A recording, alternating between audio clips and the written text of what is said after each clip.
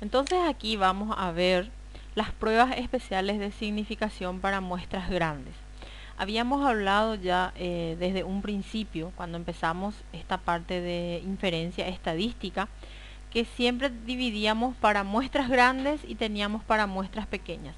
Hasta el momento nosotros no trabajamos todavía con muestras pequeñas. Lo que ocurre es que con las muestras pequeñas ya no se hace a través de la distribución normal.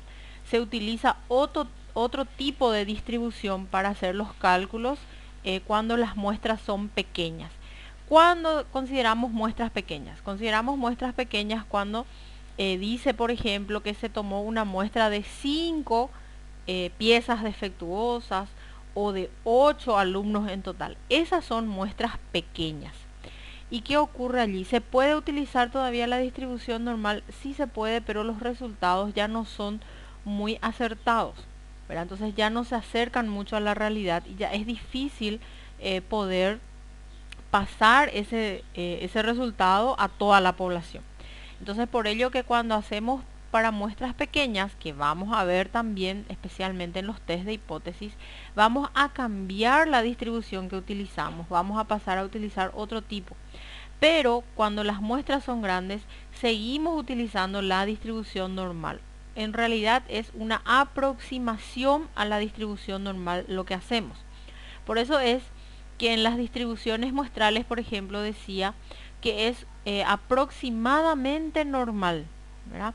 Entonces en ese caso seguimos usando la distribución normal. Hay ejemplos también que vimos en la estimación de parámetros donde las muestras eran pequeñas, en realidad eran menores a 30. Pero ¿qué ocurre? Dentro del problema especificaba de que es una muestra aproximadamente normal. Entonces en ese caso podíamos utilizar todavía como una distribución normal, ¿verdad? Pero son excepciones.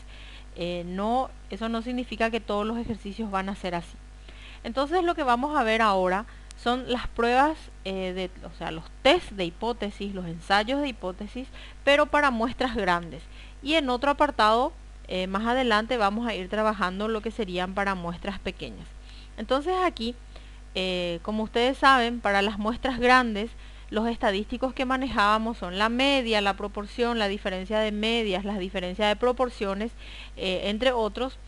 Tienen, dice, una distribución aproximadamente normal, que es lo que yo les estaba diciendo.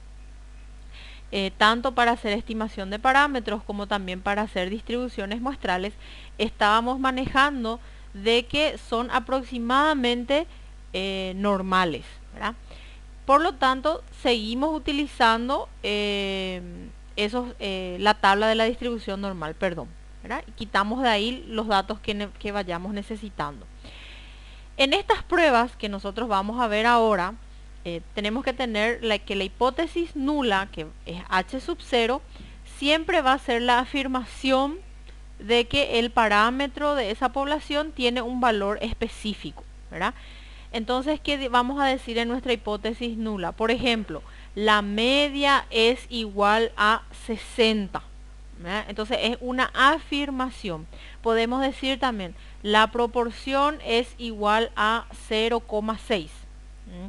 O si hablamos de una diferencia de medias, también podemos decir, ¿verdad?, que las medias, la media de la muestra 1 es igual a la media de la muestra 2, ¿verdad? Entonces estamos afirmando de que el parámetro de la población ya tiene un valor específico determinado. Eso viene a ser nuestra hipótesis nula. Y en la hipótesis alternativa, ¿qué es lo que vamos a hacer? Y tenemos tres opciones. Vamos a decir que es mayor, que es menor, o en todo caso decimos que es diferente. Entonces eso es lo que sí o sí tenemos que grabarnos ya, como dejar registrado ya, digamos, en la mente, ¿verdad? En la hipótesis nula vamos a decir que es igual a un valor específico o que son iguales entre sí. Pero en la hipótesis alternativa es lo que vamos a nosotros a, digamos, contrastar lo que estábamos diciendo como afirmación. Ahí vamos a decir que es mayor, que es menor o que es diferente. Va a depender mucho de lo que nos pida el problema en sí. Teniendo en cuenta esto, entonces voy a pasar a mostrarles varios ejemplos de cómo se pueden presentar los problemas y qué proceso tenemos que hacer. Ese proceso de hacer el test de hipótesis está formado por 5 pasos. Y esos 5 pasos tienen que estar bien especificados dentro del problema. ¿Por qué? Porque así como yo les había dicho desde un principio, en esta parte nosotros estamos haciendo un análisis de resultados que ya obtuvimos y luego tenemos que interpretar los resultados y ese análisis que estamos haciendo. Entonces tenemos que seguir todos los pasos. ¿Qué siempre ocurre? Que queremos hacer más rápido porque queremos ganar tiempo y al final no se entiende, ¿verdad? Hacemos todo abreviado y no tiene mucho sentido el desarrollo del proceso. En este caso, acá, aparte de hacer cálculos, tenemos que escribir. Entonces no tenemos que querer apurarnos en hacer lo más rápido posible y que hacemos todo resumido porque yo entiendo, ¿verdad? Acá no sirve de nada que yo, investigador estadístico, entienda. Yo tengo que hacer que los demás también entiendan. Y para que los demás entiendan, entonces todos los pasos tienen que estar bien específicos. Entonces, el primer ejemplo dice, la acción de un medicamento es tal que el cuerpo tolera dosis excesivas sin sufrir daño. Por otra parte, las dosis insuficientes no producen el efecto médico deseado e interfieren con el tratamiento del paciente. El hospital ha adquirido la cantidad de medicamento que necesita del mismo fabricante durante varios años y sabe que la media es de 100 centímetros cúbicos y la desviación estándar de la población es 2 centímetros cúbicos. El hospital inspecciona aleatoriamente 50 dosis tomadas de un envío muy grande y encuentra que la media de estas dosis es 99,75 centímetros cúbicos. Si el hospital establece un nivel de significación de 0,10 y nos preguntas si las dosis de esta entrega son demasiadas pequeñas, ¿cuál es la respuesta? Bueno, entonces este es el ejemplo. Si ustedes se fijan, ahora nuestros problemas ya son más extensos, ya son más largos. Aparte de eso, nos están proporcionando mucha información. Y esa información es la que nosotros tenemos que procesar y transformar todo en datos que vamos a tener que analizar. Entonces, en el contexto de este problema, ¿qué es lo que ocurre? Existe un cierto medicamento que el cuerpo puede tolerar, digamos, que se nos suministre una mayor cantidad. Si tomamos un poco de más el medicamento, no nos pasa nada. Pero si tomamos menos de lo que tiene que ser, entonces no nos hace ningún efecto y a la par nos va a perjudicar, ¿verdad? Va a interferir en el tratamiento. Y el hospital siempre compra del mismo fabricante, ¿verdad? Ese medicamento. Entonces ya sabe ya cuál es la media y cuál es la desviación estándar de la población de ese fabricante, ¿verdad? Y ahora hizo una muestra, se le ocurrió hacer una inspección, ¿verdad? Y encontró que esas dosis, ¿verdad?, son menores a la media. Fíjense que la media es 100 y las muestras tenían una media de 99,75. O sea, son menores que la media de la población. Y ahora quiere saber si eso es demasiado pequeño o no, ¿verdad? Si va a afectar o no, digamos, al tratamiento de los pacientes. En realidad esto es típico cuando se hace, por ejemplo, control de calidad, ¿verdad? Generalmente en la práctica se puede desarrollar este tipo de problemas. Si ustedes, supongamos, compran un determinado producto, ya sea, vamos a poner como ejemplo arroz, ¿verdad? El arroz en el paquete dice que tiene que tener 1 kilo, ¿verdad? Supongamos que compramos 50 paquetes de arroz de 1 kilo de la misma marca, ¿verdad?, y del mismo lote. Entonces, la media, ¿verdad?, de la población tiene que ser 1 kilo, o sea, 1000 gramos. Esa es la media. Y si nosotros agarramos los 50 paquetes de arroz y pesamos todos juntos, ¿verdad? Y en vez de salir que tiene una media de 1 kilo, o sea, de 1000 gramos, sale que tiene, por ejemplo, no sé, 950 gramos cada paquete, o sea, la media es 950. Entonces, ¿qué ocurre? Quiere decir que en algunos paquetes están con menor cantidad y puede ser que algunos estén con mayor cantidad y por eso sale esa media. Y eso es lo que acá está ocurriendo, ¿verdad? Generalmente el medicamento tiene que tener 100 centímetros cúbicos, esa es la dosis. Pero el hospital se dio cuenta de que algunas dosis solamente tenían 99,75 y quiere saber si eso va a afectar o no de repente al tratamiento de los pacientes. Entonces vamos a los pasos que tenemos que seguir. En primer lugar, el paso 1 es establecer las hipótesis, el tipo de prueba y el nivel de significancia. Eso es lo primero que tenemos que hacer. Entonces, para este ejemplo, la hipótesis nula es que la media es igual a 100 y se escribe de esta forma. Así, todos los pasos que están desarrollados aquí es la forma correcta de escribir y de expresar. Por lo tanto, eso es el modelo que ustedes deben seguir a la hora de resolver los ejercicios. Entonces, la hipótesis nula, H sub 0, es la media es igual a 100. Y escribo al lado qué significa, ¿verdad? La media de las dosis de la remesa es 100 centímetros cúbicos. ¿Cuál va a ser la hipótesis alternativa? Y la hipótesis alternativa va a ser que la media es menor a 100. ¿Por qué? Porque la media era 99,75 y 99,75 es menor a 100. Y si ustedes se fijan aquí, tienen que tener en cuenta que siempre hacemos relación al valor de la media de la población. Acá no cambia, no es que decimos media, la hipótesis hipótesis nula media es igual a 100, hipótesis alternativa media es igual a 99,75. No, eso no existe. Siempre tenemos que hacer relación al valor de la media poblacional. Entonces, ese es el valor que estamos contrastando y que queremos verificar si es cierto o no. Entonces, por eso acá la media es menor a 100, ¿verdad? Es lo que escribimos también. Recuerden que siempre hay que escribir dentro del contexto del problema. Entonces, establecer las hipótesis ya tenemos. Ahora tenemos que escribir el tipo de prueba. Y el tipo de prueba nos va a definir la hipótesis alternativa, ¿verdad? ¿Por qué? Porque decía que si la hipótesis alternativa es menor que tenemos, si es menor que o es mayor que, tenemos pruebas que son unilaterales y que esas pruebas unilaterales pueden ser derecha o izquierda. Y si la hipótesis alternativa dice que es diferente a, entonces es una prueba bilateral.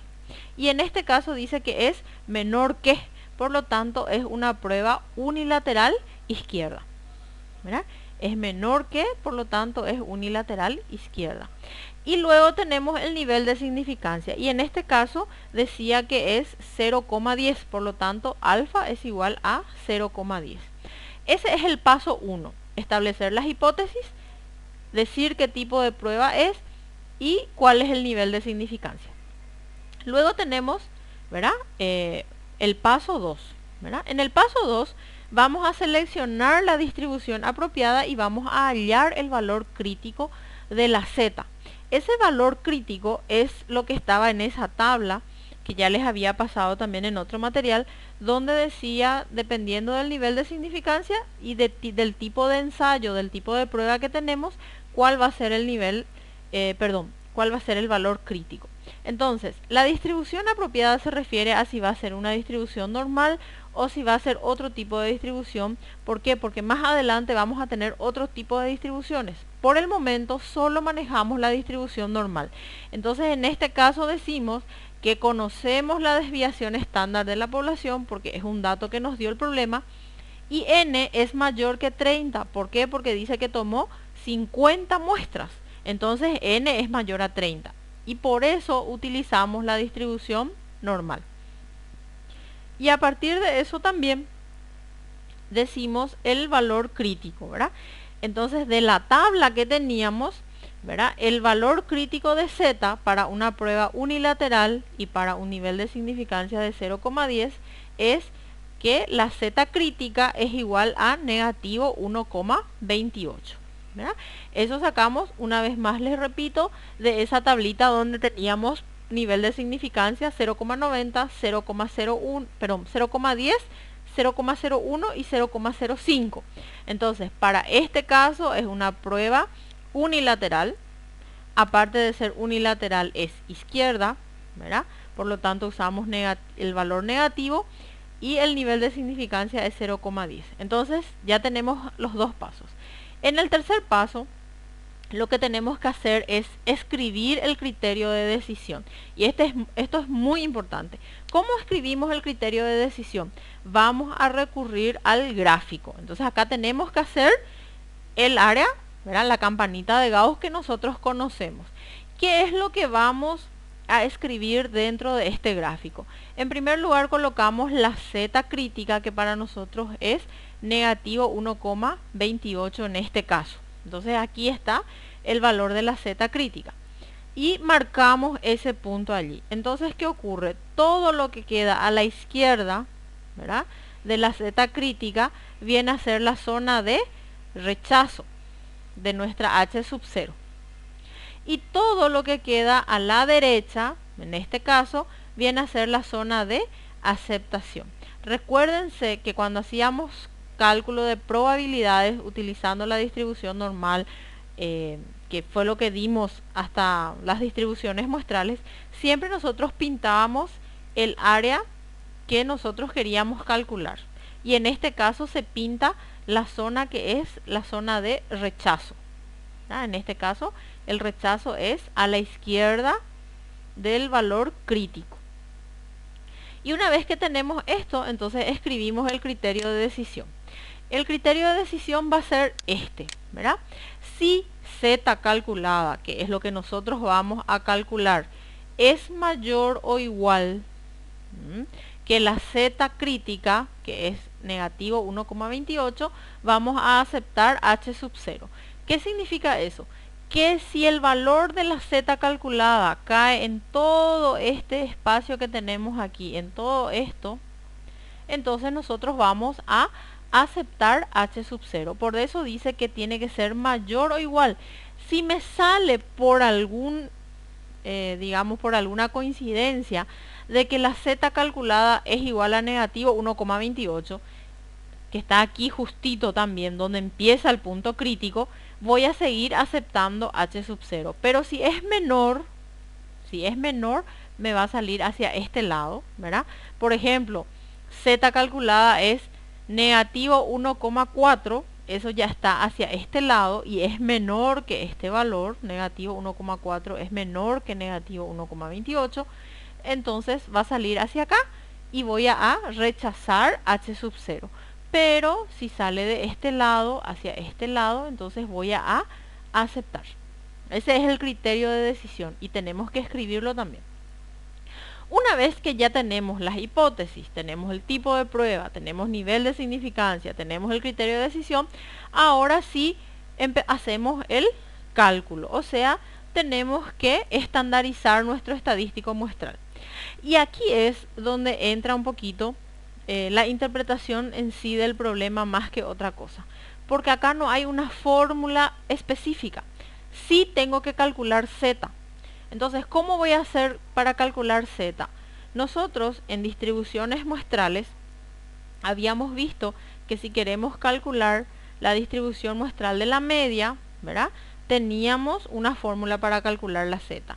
Si era la proporción, hay una fórmula para z. Si es diferencia de medias, hay una fórmula para z. Y si hay diferencia de proporciones, también hay una fórmula.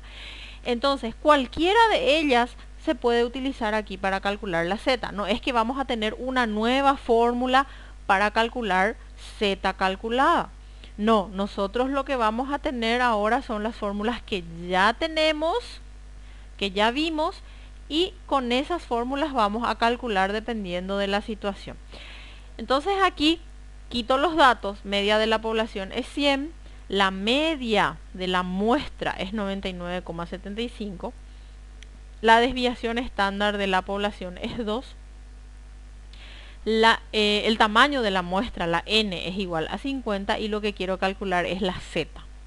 Entonces, estoy hablando de una distribución muestral, ¿verdad? De medias. ¿Por qué? Porque tengo la media de la población, la media de la muestra y tengo la desviación de la población. Entonces, esta es la fórmula que tengo que utilizar. Z es igual a X menos la media de la muestra menos la media de la población dividido la desviación de la muestra. Y la desviación de la muestra se calculaba con esta formulita. Y aquí entonces hago primero eso, hago ese cálculo, sería desviación de la población dividido la raíz de la muestra y voy a obtener que mi desviación es 0,2828. Eso voy a cargar en mi fórmula de la z, entonces voy a tener 99,75 menos 100 dividido 0,2828. Y ahí obtengo que mi z es igual a negativo 0,88. O sea, mi z calculada es negativo 0,88. Y ahí voy a mirar otra vez mi criterio de decisión. ¿Mi z calculada es mayor que mi z crítica? ¿Dónde está ubicada esta z? ¿Verdad?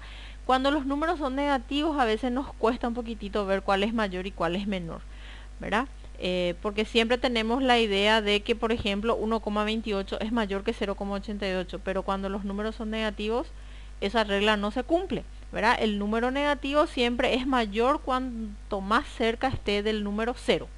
Entonces, en este caso, para evitar errores, voy a recurrir nomás al gráfico. Mi z calculada está de hacia acá, ¿verdad? Está más próximo al 0, ¿verdad? Está en hacia este lado, está negativo 0,88. Entonces, ¿qué ocurre? Mi h sub 0 se va a aceptar, ¿verdad? H sub 0 se va a aceptar. Entonces allí en el último paso viene la interpretación. Ahora debemos interpretar el resultado. Y acá es un poquito complejo porque tenemos que escribir el resultado, la conclusión final, y tenemos que hacerlo en términos del problema, ¿verdad? Entonces, ¿a qué se refería el problema? ¿Qué es lo que me estaba preguntando y cuáles son los datos? En la interpretación del resultado siempre tenemos que acordarnos de hablar de la hipótesis y también tenemos que hablar del nivel de significancia. ¿Por qué? Porque si cambia el nivel de significancia puede ser que cambie el resultado. Entonces hay que mencionar siempre el nivel de significancia. Acá entonces decimos que como z calculada es igual a negativo 0,88 y esto es mayor que la z crítica, que es igual a negativo 1,28, entonces se acepta h sub 0 para un nivel de significancia de 0,10. Fíjense que acá mencionamos el valor de la z calculada, el valor de la z crítica, decimos que es mayor, estamos diciendo que aceptamos la hipótesis y también decimos cuál es el nivel de significancia. Ahora vamos a hablar acerca del problema. Por lo tanto, el hospital debe aceptar la hipótesis nula, porque la media observada de la muestra no es significativamente menor que la media hipotética de 100 centímetros cúbicos. Eso quiere decir que la media de la muestra no tiene tanta diferencia con la media de la población, ¿verdad? Con base en esta muestra de 50 dosis, el hospital debe concluir que las dosis de la entrega son adecuadas, ¿verdad? Entonces, esto es lo que tenemos que escribir. En realidad, acá hay tres cosas, básicamente. Primero, hablamos de los resultados, ¿verdad? La z calculada comparada con la z crítica.